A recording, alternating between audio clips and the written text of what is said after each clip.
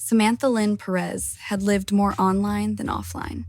Her world had always been filtered through a screen, from her teenage years in Lancaster, LA County, to her 27th birthday. That's when her obsession stopped, and reality dawned. Her mother joked that the glow of a desktop or a phone was her daughter's nightlight. Her father, who left when Sam was 11, usually said nothing at all. He disappeared into Nevada, accompanied by a woman who sold RV parts and accessories. There was once a report that they were working at Camp Verde. It was never confirmed. Maybe they had already drifted up to Idaho. By the time that Samantha renamed herself Sammy, she had learned that reinvention involved just a tap or two on a keyboard. Samantha began attending Lancaster High School, the Eagle, in year 9.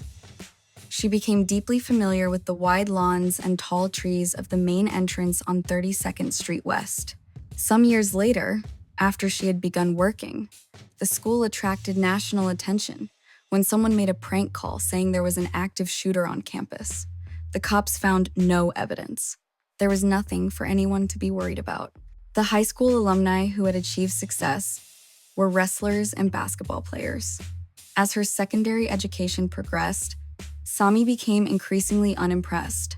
None of the stars of Lancaster High looked like her, and none seemed to have anything to do with the world she inhabited. She truly lived in her bedroom, in the pale-lit unreality of a computer screen. She walked out of Lancaster High at the end of year 11.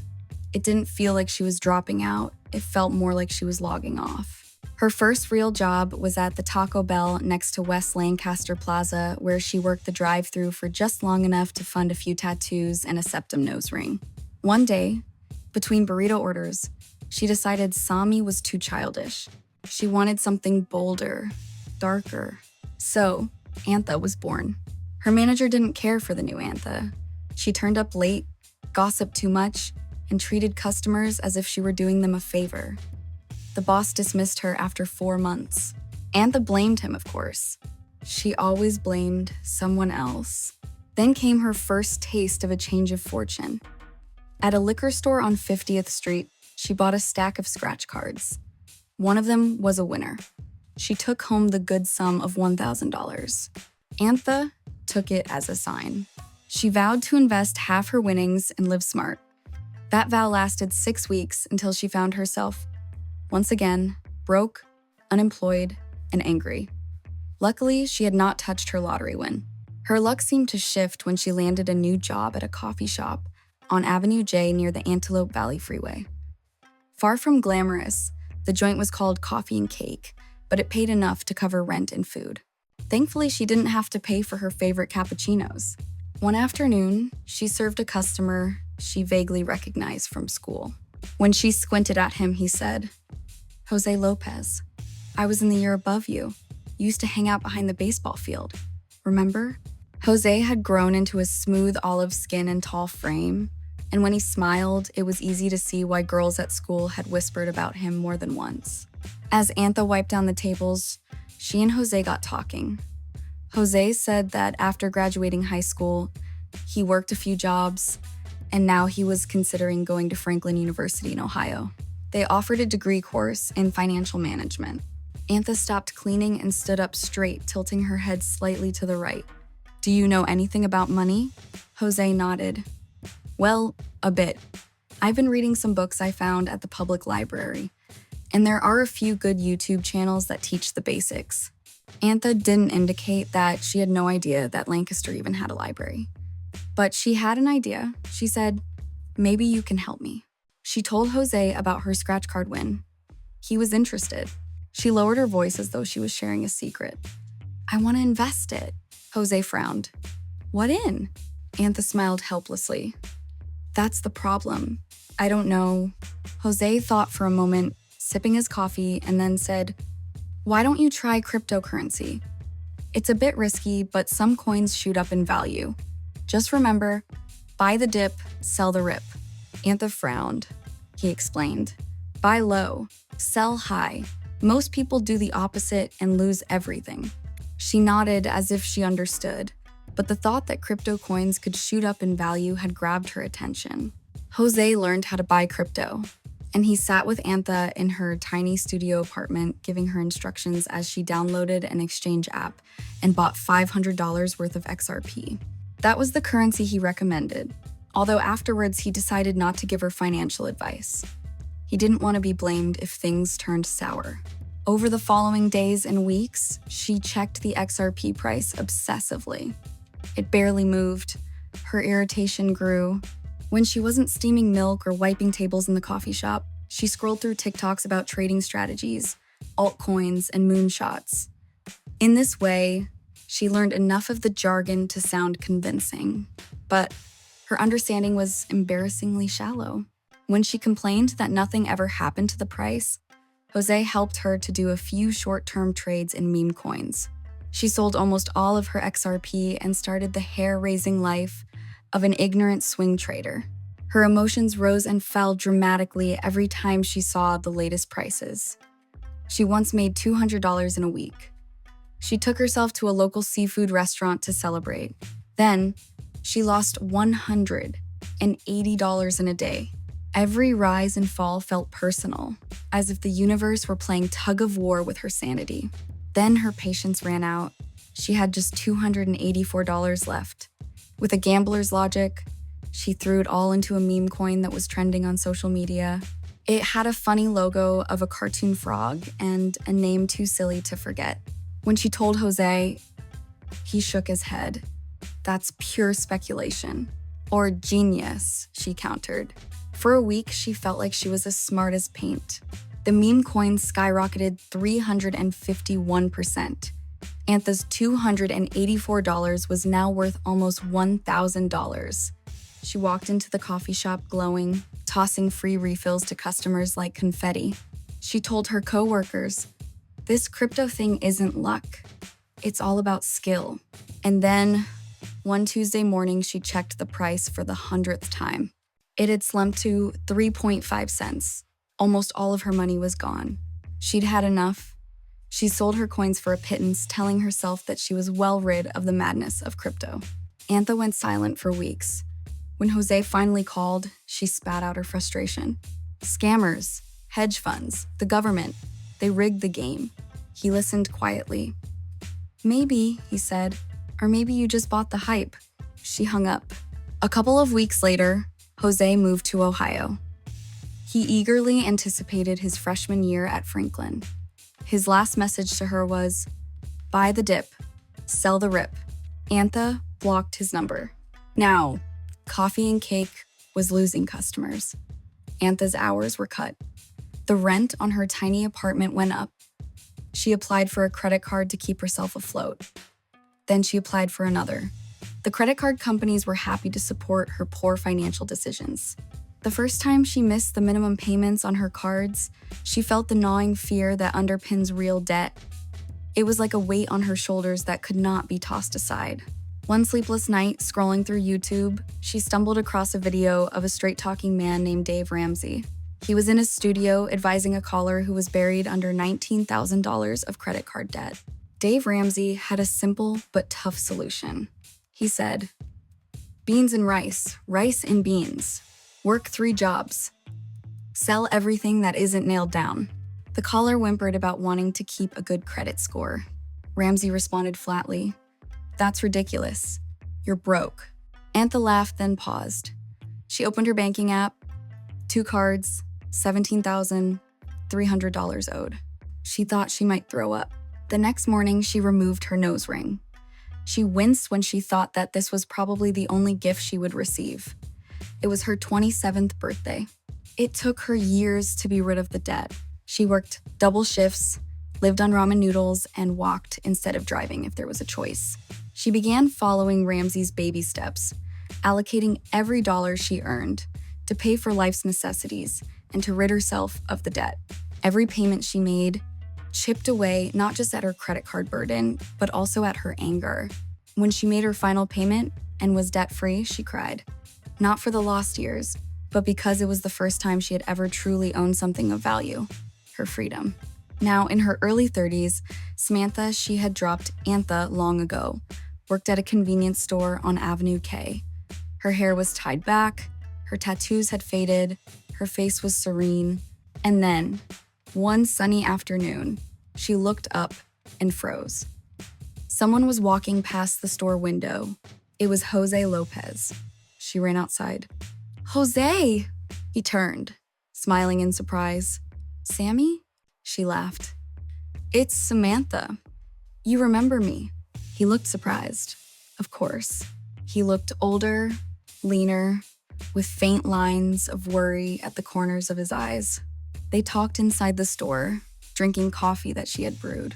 She told him everything about her debts, her failures, her hard-won freedom. She admitted most of it was my fault. He nodded slowly. It's rare to hear that these days.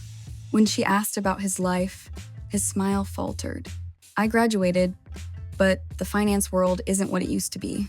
Artificial intelligence wiped out half the entry-level jobs. So I've come back home to Lancaster. I took out a small loan, and I've rented a space on 20th Street. It'll be a coffee shop." "Are you buying the dip?" Samantha teased. Jose chuckled. "Exactly. The landlord was having trouble attracting a tenant, so he dropped the rent. Maybe it's a sign." Samantha tilted her head. "Do you know anything about running a coffee shop?" He cast his eyes downwards. "Well, I like drinking coffee." She laughed. Then she had a very good idea. Samantha and Jose met again a week later at the empty shop he had leased on 20th Street West. It was small but had character. Sunlight was spilling through a cracked window that would have to be fixed, but there was the smell of fresh paint in the air. Samantha said, "First, you must have good beans." She ran her fingers over the surface of the dusty counter. "And you need staff who can smile, even when your customers don't." Jose looked her in the eye. "I know someone who can do that." Samantha blushed. I wasn't hinting. He suddenly looked very serious. "I could use a manager." It felt poetic. One ex-barista and one failed financial specialist, both humbled, both rebuilding. They named the shop The Dip. Customers assumed it was about coffee rather than cryptocurrency. Only Samantha and Jose knew the joke. Business started slowly. They were worried, and their fear drove them forward. They handed out flyers on the street, offered discounts to customers of the Clock Tower Plaza, and left messages in the letterboxes of houses close by. Samantha's experience behind the counter and Jose's knack for numbers proved the perfect blend. By the second year, profits had risen steadily. They expanded into their next shopfront near the Walmart Supercenter, added Wi-Fi and a neon sign that read, "Buy the Dip," in playful irony. Samantha worked hard and Jose saved diligently. On Samantha's advice, he refused to use his credit card. He paid cash for everything, including for the second-hand espresso machine. One evening, when the store had closed, Jose proposed to her, quietly, without spectacle. She didn't take a breath before she said yes. Their success drew attention. A journalist from the local newspaper wrote a small feature article on their story. He called it, "Local Entrepreneurs Brew Success from the Ground Up." After the Los Angeles Times mentioned them as an example of businesses that start small but could grow big, Jose and Samantha were approached by a venture capitalist who was interested in franchising successful enterprises. Jose was cautious. Samantha was not. "We can do this," she insisted. "We've earned it." Eventually, Jose agreed, but only on the condition that they expand the Dip slowly. The first new location opened in Pasadena, then Long Beach, then Burbank. Each one became profitable.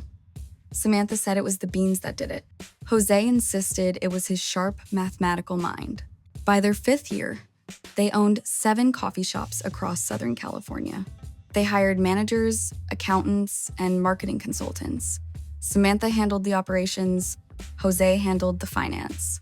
They were the perfect team. That was until the numbers stopped adding up. The problem began subtly. Late supplier payments, higher expenses, fewer customers, higher unemployment, higher taxes introduced by the state government. Then, one morning, to his astonishment, Jose realized that there was something wrong with his business account. Doing a few quick mental calculations, he estimated that it was about $180,000 down from what it should be. He froze. Only 3 people had access to that account. himself, Samantha, and their bookkeeper. When he asked her, she looked genuinely confused. "I haven't touched that money," she said. "Swear on my life." When Jose questioned his bookkeeper, Dennis Altringham, the old man said he was as shocked as Jose and had no idea what had happened. Deep down, an old suspicion crept into Jose's mind. Was this the return of the same recklessness he'd seen years ago when Samantha was the risk-taking Antha? Jose had no choice. He called the fraud division of the LAPD. Samantha was scared, but she knew she was innocent. Jose became deeply worried about his business and his marriage. A couple of weeks later, a detective rang Jose to inform him that a series of withdrawals from the business account had been made using a credit card in the name of Samantha Lopez. Jose did not tell his wife. Thankfully, it was only a week later that he received another call from the LAPD. The detective said his team had identified the culprit. It was not Samantha. Their bookkeeper had siphoned funds from their business by creating false invoices and paying with a credit card that had been issued using Samantha's stolen identity. Jose was flooded with relief and guilt. He wept as he told Samantha, "I should have trusted you." Samantha smiled faintly as she felt something eerily familiar. It was like a weight had been taken from her shoulders. They worked together to salvage what they could. Insurance covered part of the loss, but they struggled to overcome the nasty taste of the bookkeeper's betrayal. Time passed on. The Dip became a small but successful West Coast chain with 17 locations. Samantha handled community outreach. Jose did occasional guest lectures at community colleges, focusing on small business finance. Samantha had long loved seafood, so Jose decided it would be fitting to have a special dinner at Providence on Melrose Avenue to celebrate their 10th anniversary. But before they left, Samantha handed him an envelope. "What's this?" he asked. "Something old," she said, smiling. "And I'd completely forgotten about it. I found it in a box in the garage." When he opened the envelope, Jose thought he was looking at a USB thumb drive. Then he peered at it more closely. It was a cold wallet. He had created it back when Samantha was buying cryptos. The envelope also contained a faded receipt from the time when Samantha worked at Coffee and Cake in Lancaster. On the back of the receipt was a handwritten list of passwords. At the bottom was a single line of text, which read, XRP60 at 25 cents. Jose blinked. "Did you keep some of your first crypto? I thought you sold it all." "I forgot about these last few. I think they were worth about $12. Jose corrected her.